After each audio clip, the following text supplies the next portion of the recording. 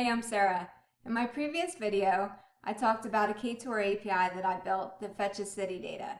Today I'd like to talk about an Android app that I'm building that connects to that Ktor API. I built this app using Jetpack Compose. It features an adaptive layout, so it'll work on phones, foldables, and tablets. It also uses Datastore Preferences with Hilt. It includes 2 dynamic onboarding screens, and it has multiple language support, and that's for English, Spanish, and German. I've created some custom SVG icons. It has a neon Glassmorphism design, and I'm using a Material 3 theme, and I'm also using Google Font Resources. I created my SVG icons using Inkscape, which is an awesome free program with a ton of features.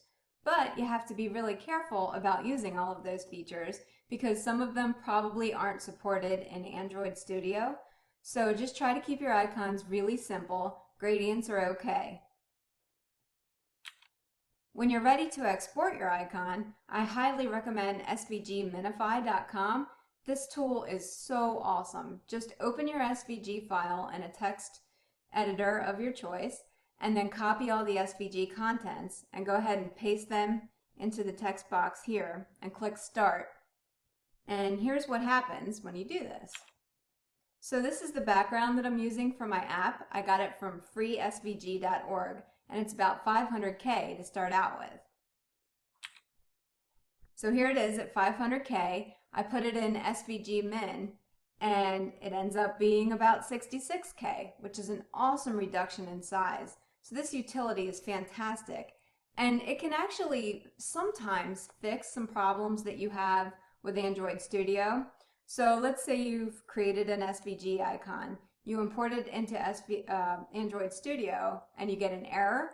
If you plop it into svgminifier.com, it might just fix the problem for you. For example, you might have an issue with your gradient stop flag.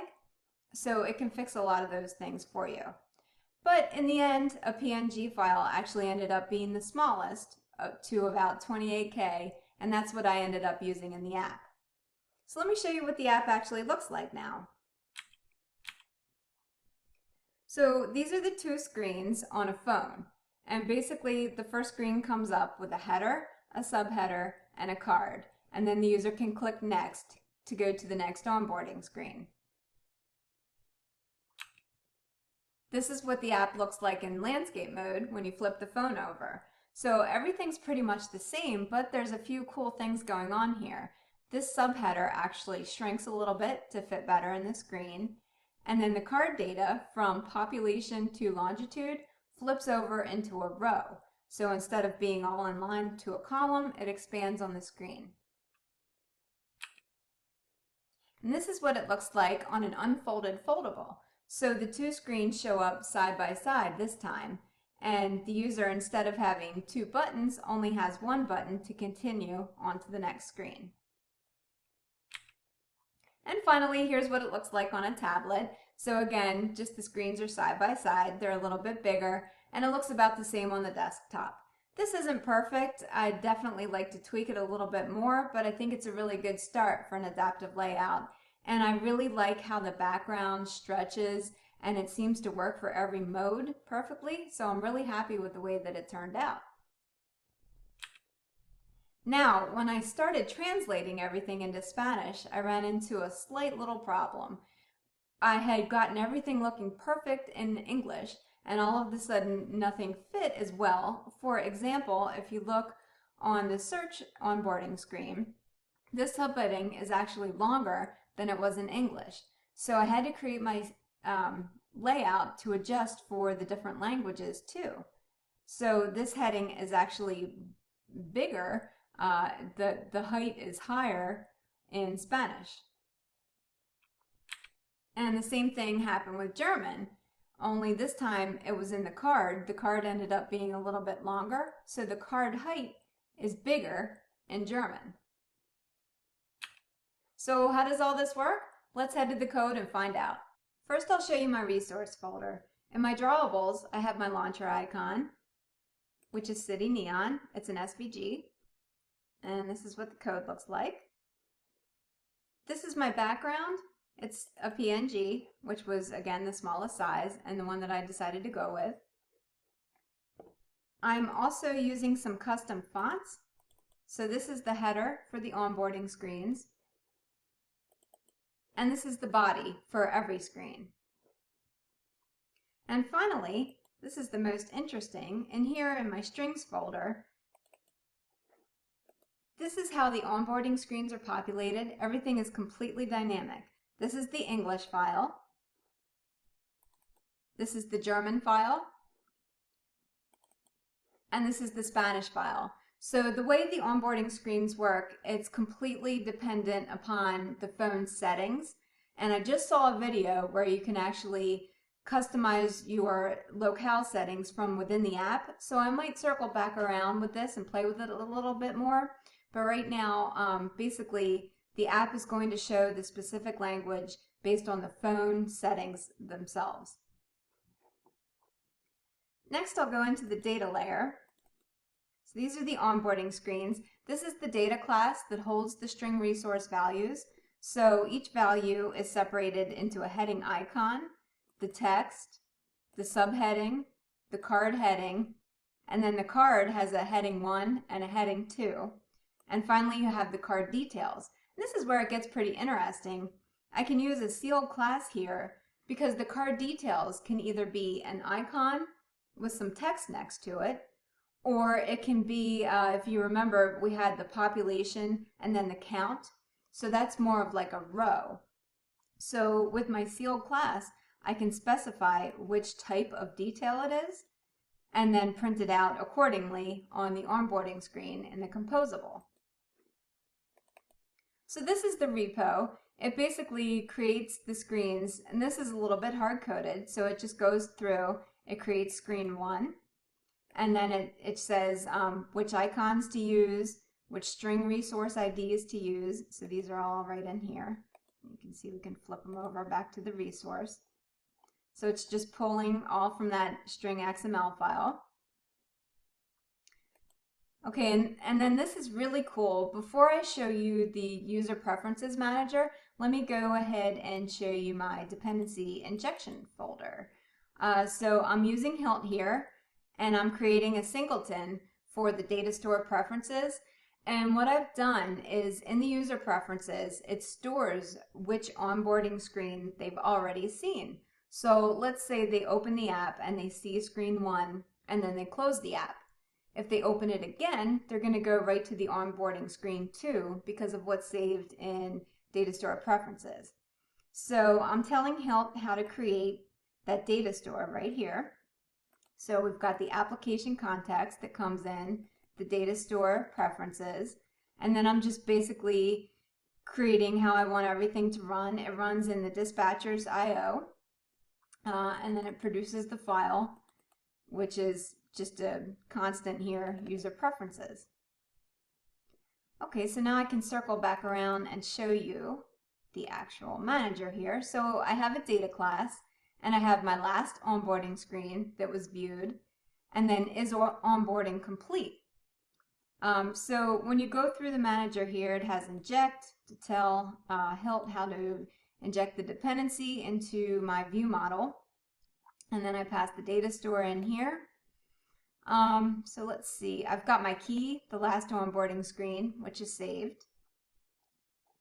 I'm not really using this right now, but I'm glad it's here because I may. But this is the most important thing. This returns my user preferences flow. So basically, we'll see this later, how I subscribe to this flow and collect it in my view model. But the cool thing is, when it goes through and gets the data store keys, it actually maps them, map user preferences, to this data class up here. So once the flow is collected, we'll go down here to this map function, and then basically I get my last screen and I convert it to an integer. This is sort of type safe the way I'm doing it. Probably not ideal. I should probably use some kind of serializable class or something like that, but it's working pretty well. So I convert it to an integer. And is onboarding complete is if the last screen is basically 2.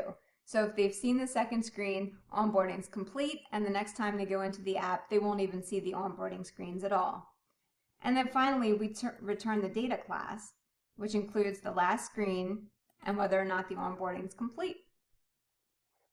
So that pretty much covers the data layer so far. Next, let's go ahead and jump into how the app works. So here's my main activity. I'm creating I'm using this not only in a view model, but in my main container for the application. So I needed to go ahead and create this here so Hilt knows how to pass this to my app root composable. So this is created here. Now this is really cool. I'm creating this window size class, calculate window size, and this is going to let me know every time the user rotates the screen, or maybe they've got a foldable. So every time the configuration changes, I'll know about it by calculating this window size here. This is just a temporary function for my testing. Basically, every time I restart the app, I want the user preferences to go back to 0. This was helpful when I was testing my layouts and making sure the heights were adjusted accordingly and things like that. So this is actually a block of code that I'll delete once the app is ready for production. Now, if you read Google's documentation on adaptive layouts, they basically want you to start from an app root.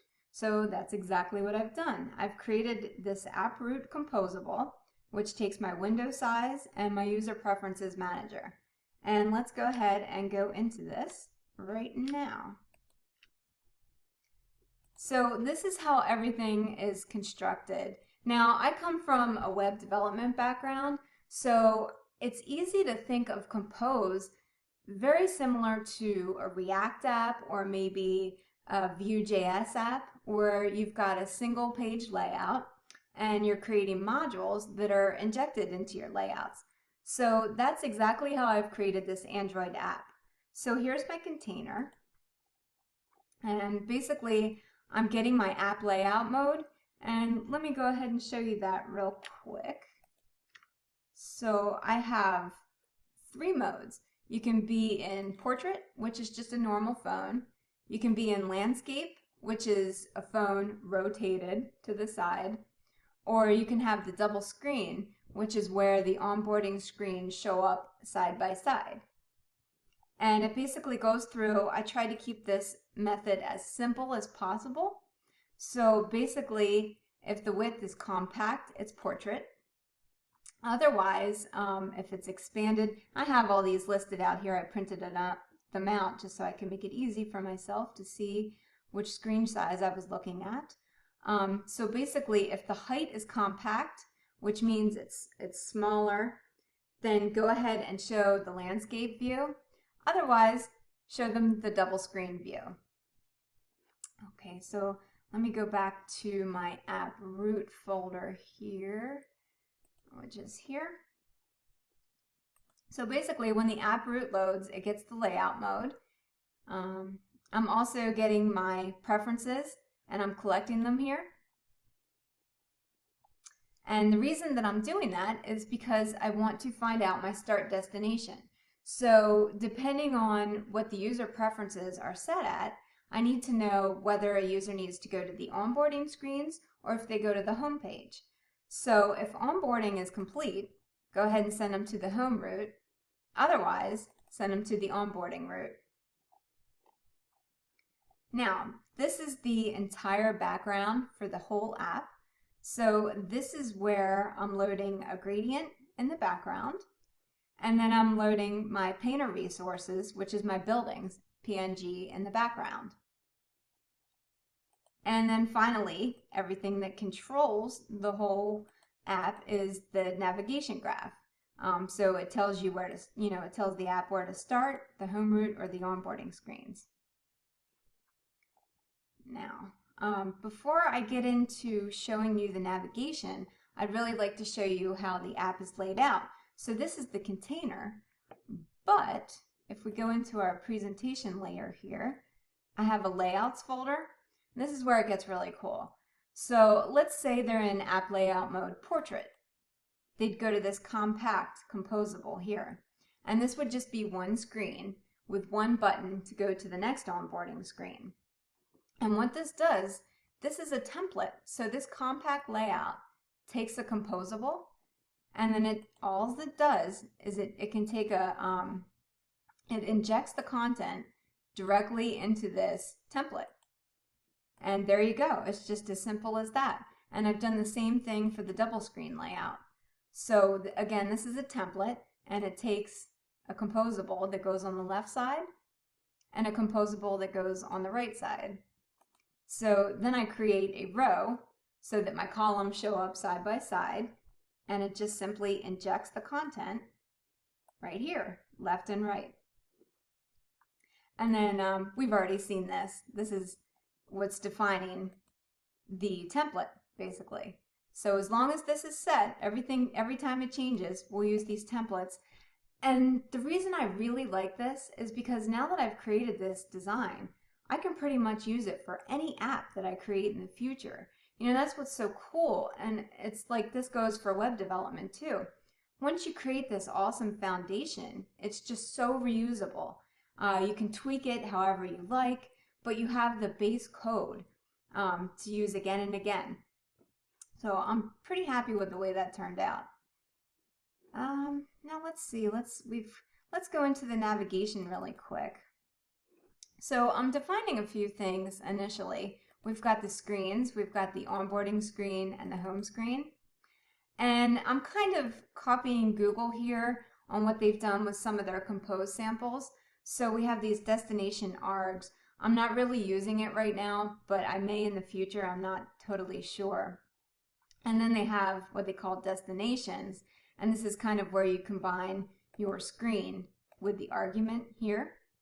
So this is a work in progress. It'll probably be more complete as I continue to develop the app. And then in my navigation graph, let me get a code view here. Okay. So my navigation graph takes the app layout mode.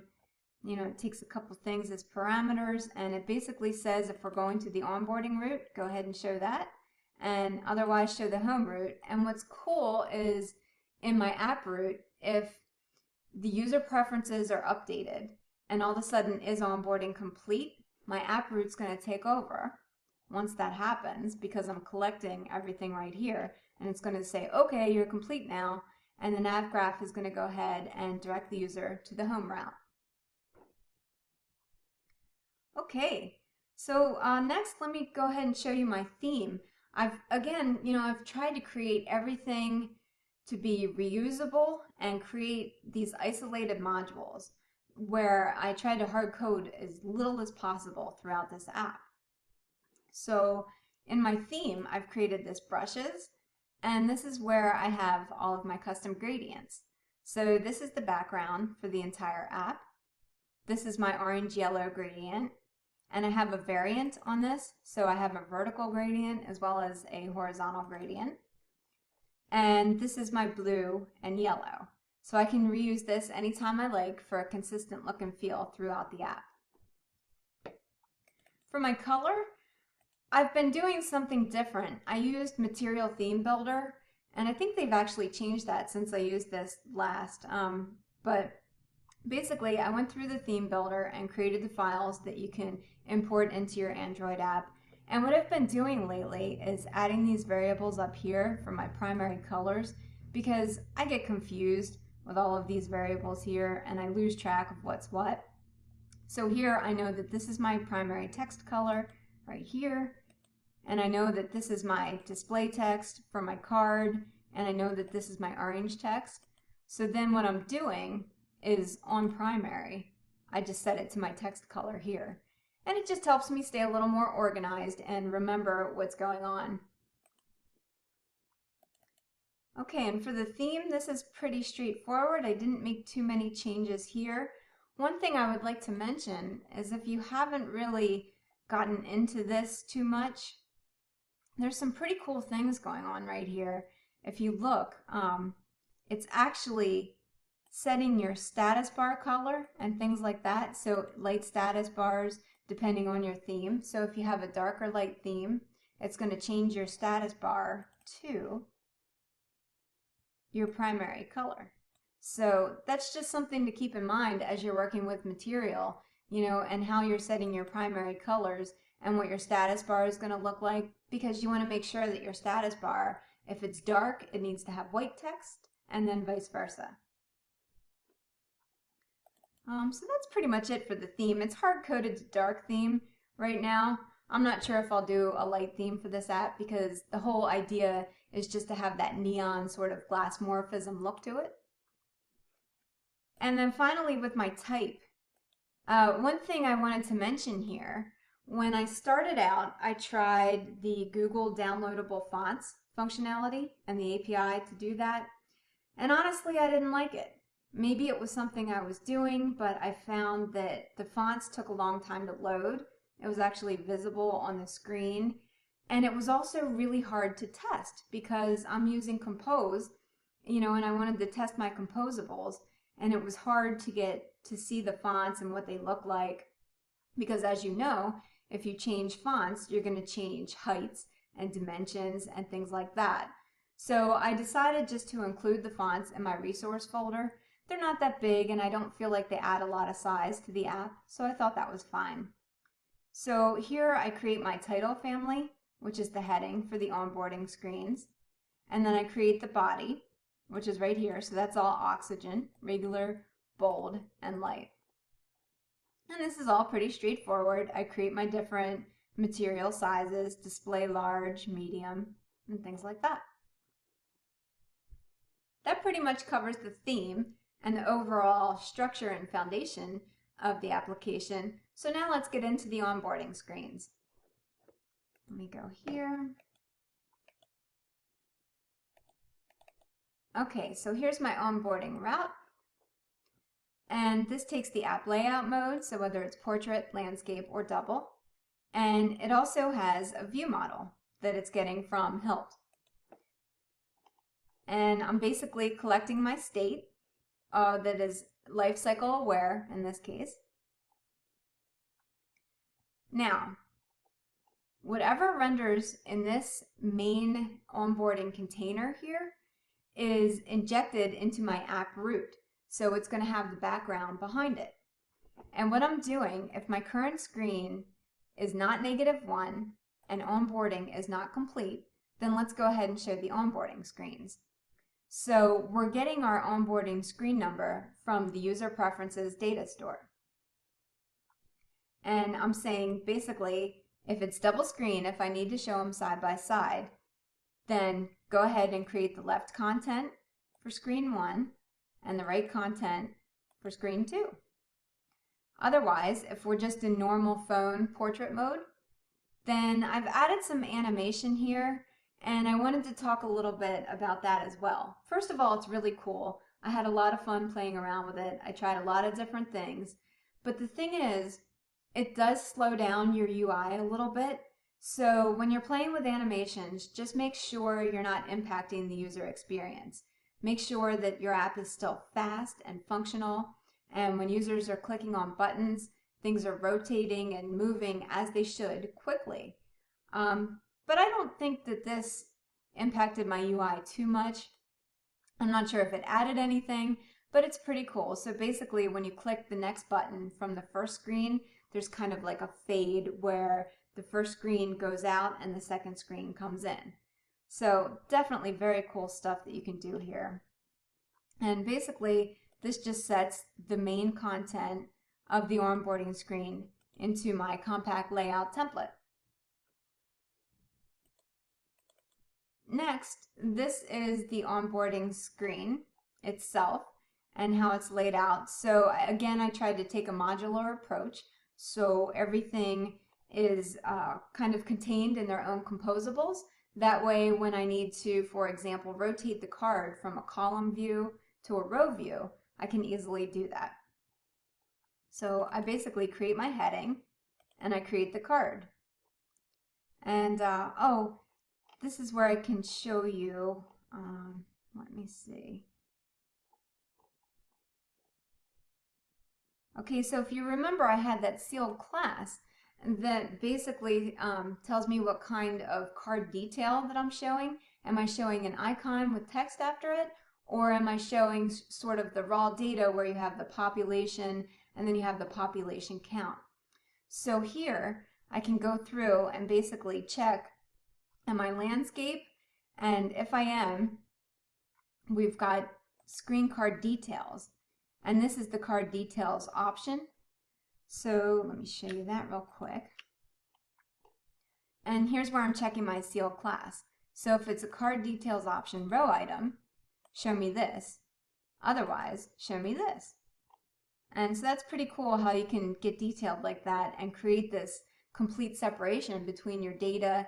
So, you know, if I decide to change things, my UI is pretty independent of the actual data itself, which is very cool. I won't go through this in too much detail. It's just standard composable code, and it's just basically constructing the onboarding screen based on the data that it's given. And finally, here's the view model that handles the state for the onboarding screens. So it's taking in the user preferences manager with Hilt, and it's also taking in that hard-coded screens, which I created in my data repository. So I just basically create a state, mutable state flow here, and I'm sharing it in the view model with the state in. And when it launches, I get my user preferences, so I figure out what screen they're on. Either they're going to be on screen 0, they haven't started yet, or maybe they've already seen screen 1, so we'll know that right here, and we'll know if is onboarding complete. And then I have my event here that comes from the card. So basically, when they click the button, it's going to go ahead and update the user preferences manager to set the onboarding screen, and this will trigger my onboarding route, which will go back to here, and then based on the user preferences, know which screen to show them dynamically. So before I wrap things up, I just want to go over one more thing, and that is my components. Again, I'm trying to create everything modular, so what I've done is I've created a card composable that also gets composables injected into it. So this basically creates the whole card shape. You know, it creates the border stroke where I'm using my brushes that have been predefined. And let's see, we'll go down here. So here's the card body, and then here's the button. So it just gets, it's complete, this composable is completely stateless. So it just gets what's passed here from the view model on the onClick event. I've done the same thing with icons. They're all predefined, so I can create them here and reuse them again and again. And I've done the same thing with my text. And again, this is where things get pretty interesting and pretty cool. So as I was laying out these screens, I laid them out in English, and everything looked really, really good. And then I converted everything to Spanish, and my layouts were off. So text was cut off, you know, my cards didn't look right anymore, and things weren't syncing up. So to handle this, let me show you what I've done. So this is the heading. The heading's pretty much the same for every language. This is the subheading. So this is the sentence that shows up right after the onboarding heading. So what I do first is I get my language code from locale, current, language. And then I'm calculating my heading height based on the current app layout mode and the language. So let me show you what that looks like right here. So this is pretty cool. So when the language is English, give me this height. If it's Spanish, give me this height. German, give me this height. Otherwise, show me this. Oh, and then if we're in landscape mode, so everything's going to be more condensed. We don't want the heading to breathe as much. We want a more narrower look, so it's only 40 dp right here. So it's pretty cool to create this, and I can just reuse it over and over again. So once I've got the height, then I go through, and all of these composables use the string resource ID. So again, completely dynamic, and I'm using my material theme here and my modifier with the height that I've figured out based on the app layout mode and the language. So that pretty much wraps everything up. My next steps are to actually connect to the Ktor API and allow users to manage their API keys and bring back sample data so they can check out the application. So that's all for today, and thanks for watching. Bye.